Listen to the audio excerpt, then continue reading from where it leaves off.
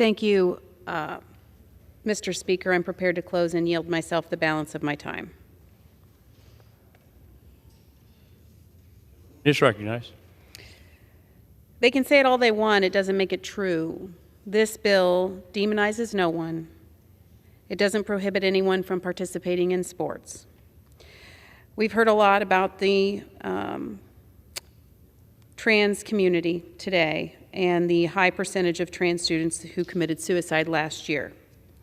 I want to reiterate, those that are truly concerned about the mental health status of trans students would have supported H.R. 7966, the Stop 2 Act, in the 117th Congress to provide additional funding for mental health guidance counselors. Again, I've read the text of the bill. There is nothing in it that prohibits trans students from participating in sports. We're simply saying that they must compete against their own biological sex. Like I said at the beginning of my remarks, I never thought I would have to say certain things on the House floor. I never thought we'd have to consider bills protecting sports for women and girls or legislation to support law enforcement officers. But if we don't support them, who will? For me, those two things come naturally, and I hope anyway, we're about to see robust support from both sides of the aisle on these common sense issues.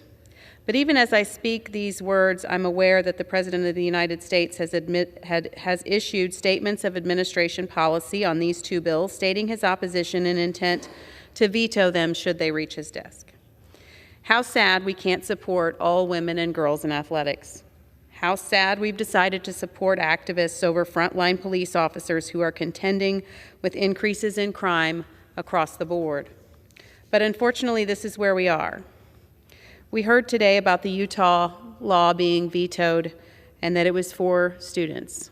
But in the state of Connecticut, it was one transgender student that took the state championship, took it away from, in state track and field, from a biological female. Unfortunately, this is where we are.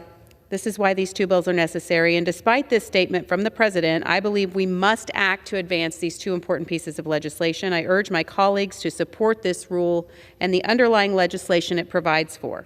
Mr. Speaker, I yield back the balance of my time and move the previous question on the resolution.